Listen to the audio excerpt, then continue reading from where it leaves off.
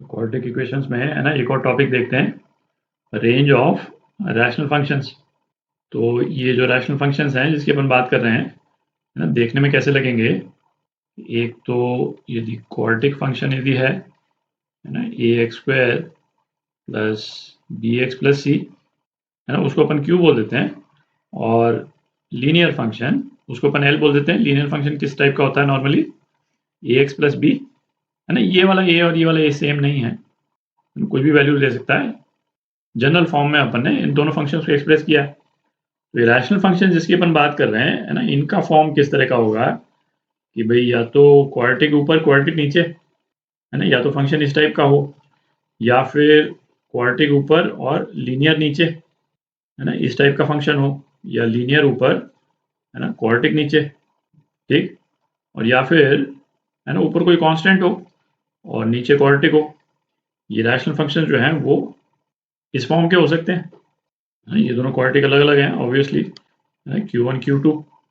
तो इस तरह के सभी फंक्शंस की रेंज निकालने के लिए जो मेथड अपन लगाते हैं, है ना, एग्जैक्टली सेम प्रोसेस यूज करते हैं। क्या प्रोसेस यूज करेंगे अपन, है ना, इस वाले फंक्शन को अपन y बोल दें। y इज इक्वल टू, दो फंक्शंस हैं अपने पास में, एक न्यूमरेटर में f1x और डिवाइड बाई f2x, ठीक। इसको अपन क्रॉस मल्टीप्लाई कर देंगे तो क्या आ जाएगा, y f2x is equal to f1x, ठीक। अब f2x या f1x में से कोई एक फंक्शन तो क्वाड्रेटिक फंक्शन है ही, है ना। क्वाड्रेटिक फंक्शन है मतलब एक्स स्क्वायर वाली टर्म तो आ ही रही, है ना। या तो दोनों क्वाड्रेटिक हैं या कम से कम एक तो क्वाड्रेटिक है ही, ठीक। तो इस वाले एक्सप्रेशन को, है ना, जैसे ये y को इस क्वाड्रेटिक इक्वेशन या जो भी फंक्शन है इससे मल्टीप्लाई करके हम रीअरेंज कर लेंगे तो अपने पास में x में एक क्वाड्रेटिक इक्वेशन आ जाएगी, दिख रहा है ना। अपने पास में क्या आ जाएगा भाई, एक एक्स स्क्वायर और फिर कोई एक टर्म आ जाएगी जिसमें, है ना, y की टर्म्स होंगी, फिर प्लस, है ना, x, और x के साथ भी, है ना, कुछ टर्म्स होंगी जिसमें y की टर्म्स होंगी, ठीक। और प्लस, है ना, एक और कोई कांस्टेंट, है ना, जिसमें इसमें भी y की कुछ टर्म्स होंगी इज इक्वल टू 0, है ना। कुछ इस टाइप का एक्सप्रेशन आ जाएगा। अच्छा अब एक चीज देखें, ये जो रैशनल फंक्शंस हैं उसमें x की वैल्यूज पे क्या रिस्ट्रिक्शन है कि x जो है वो इमेजिनरी वैल्यूज नहीं ले सकता, ठीक है। x जो है वो रियल वैल्यू ले सकता है केवल, मतलब एक्सेप्ट वो वैल्यूज जहाँ पे f2x जो है वो 0 हो जाए, है ना। उसके अलावा तो x जो है वो केवल रियल वैल्यूज ले सकता है। तो अब एक चीज देखें कि इस वाले एक्सप्रेशन को इसमें कन्वर्ट करके हमने अचीव क्या किया कि इस वाले एक्सप्रेशन में तो हमारा एम ये था कि x की वैल्यूज जैसे जैसे चेंज होंगी वैसे वैसे y की वैल्यू चेंज होगी, और y जो है वो कौन सी सेट ऑफ वैल्यूज ले सकता है वो अपने को पता करना है। इस वाले एक्सप्रेशन में, है ना, हमने आर्ग्यूमेंट रिवर्स कर दिया एक तरह से। आर्ग्यूमेंट रिवर्स क्या कर दिया कि यहाँ पे जैसे जैसे y की वैल्यू चेंज होगी वैसे वैसे क्वाड्रेटिक इक्वेशन चेंज हो जाएगी, दिख रहा है। यदि मैं एक, है ना, एक एक्सिस बना देता हूँ, जैसे जैसे y की वैल्यू चेंज होगी अलग अलग क्वाड्रेटिक इक्वेशन आती जाएंगी, है ना। एक क्वाड्रेटिक इक्वेशन इस टाइप की आई, है ना, एक क्वाड्रेटिक इक्वेशन इस टाइप की आई, है ना। कोई क्वाड्रेटिक इक्वेशन हो सकता है केवल टच करके निकल जाए, है ना। रिवर्स डायरेक्शन में भी आ सकती है क्वाड्रेटिक इक्वेशन, इस तरह की आएंगी सारी। पर ये जितनी क्वाड्रेटिक इक्वेशंस बनेंगी उसमें एक रेस्ट्रिक्शन क्या है कि हर क्वाड्रेटिक इक्वेशन का कोई ना कोई रियल रूट जरूर होगा। ये तो पक्का ही, क्यों, इसके कारण x को रियल होना जरूरी है। इनमें से कोई भी क्वाड्रेटिक इक्वेशन इस टाइप की, है ना, या इस टाइप की नहीं हो सकती। तो इसका मतलब क्या हुआ कि इन सभी क्वाड्रेटिक इक्वेशंस के लिए हमको क्या इंश्योर करना है, d इसका discriminant greater than equal to 0 होना चाहिए, है ना। तभी इन क्वाड्रेटिक इक्वेशंस के रियल रूट्स आएंगे, ठीक। तो आप देख ही सकते हैं, है ना, जब हम d greater than equal to 0 करेंगे तो y में एक क्वाड्रेटिक इक्वेशन आ जाएगी अपने पास में, है ना, एक सिंगल क्वाड्रेटिक इक्वेशन।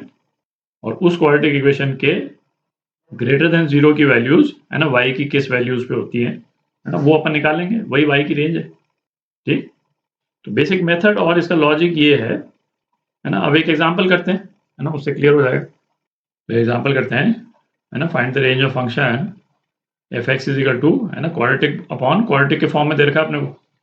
तो अपन ने क्या डिस्कस किया था, फंक्शन की वैल्यू y ले लें अपन, X square minus 2x minus 3 upon X square minus 3x plus 2।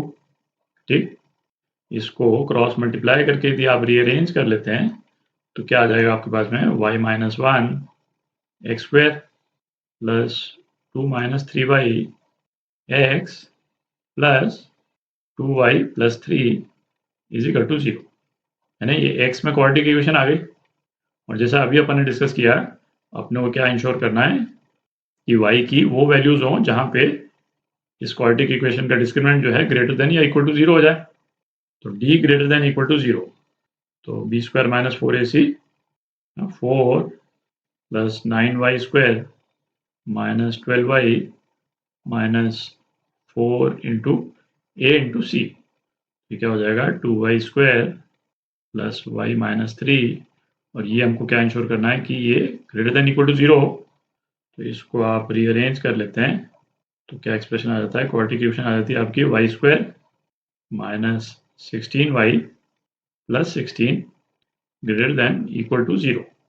ठीक, इसके आप रूट्स यदि निकालेंगे तो क्या रूट्स आते हैं इसके 8 प्लस माइनस 4 अंडर रूट 3। ठीक, तो इसका जनरल शेप यदि अपन ड्रॉ करें, है ना, इस क्वाड्रेटिक इक्वेशन का, तो किस टाइप का आता है, कुछ इस टाइप का आ रहा है ना, ऊपर की तरफ खुल रहा है ये पैराबोला, और इसके रूट्स है ना 8 माइनस 4 रूट 3 और 8 प्लस 4 रूट 3।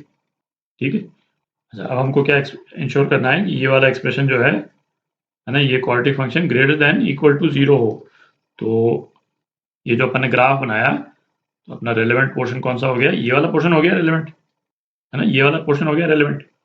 ये एक्सिस जो है बेसिकली है ना y है, तो y की सेट ऑफ एक्सेप्टेबल वैल्यूज जो कि इस रैशनल फंक्शन का रेंज भी है ना, वो क्या हो जाएगा y minus infinity to 8 minus 4 root 3 union, ये इक्वल टू है इसके यहाँ पे स्क्वायर ब्रैकेट है ना 8 प्लस 4 रूट 3 टू इन्फिनिटी। तो ये है ना इस रैशनल फंक्शन का रेंज हो गया। इसमें ना एक चेक आपको करना है ना, ये आप जरूर करें। मेथड के टाइम पे मैंने नहीं डिस्क्राइब किया था, नहीं तो और कंफ्यूजन बढ़ता। जैसे 8 माइनस 4 रूट 3 जो है ना y की वैल्यू, ये क्या है, ये अप्रॉक्सीमेटली 1.1 के बराबर है। और यहाँ पे एक्स स्क्वायर का जो कोएफिशिएंट है ना, वो क्या है y माइनस 1।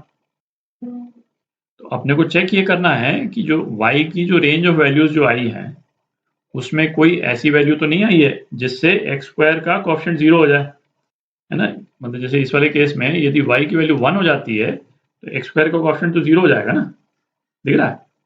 और एक्स स्क्वायर का कोएफिशिएंट यदि 0 हो जाता है तब क्या ये क्वाड्रेटिक इक्वेशन नहीं रहती। तो क्वाड्रेटिक इक्वेशन में तो a 0 नहीं हो सकता ना। तो यदि ये क्वाड्रेटिक इक्वेशन नहीं रह सकती तो फिर ये वाला जो अपन ने कंडीशन जो लगाई थी वो फिर एप्लीकेबल नहीं रहेगी। तो ऐसे केस में जहां पे हमारे पास में जो रेंज आई, वहां पे y की ऐसी वैल्यू भी आ रही है जिसको डालने से एक्स स्क्वायर का कोएफिशिएंट जो है 0 हो रहा है।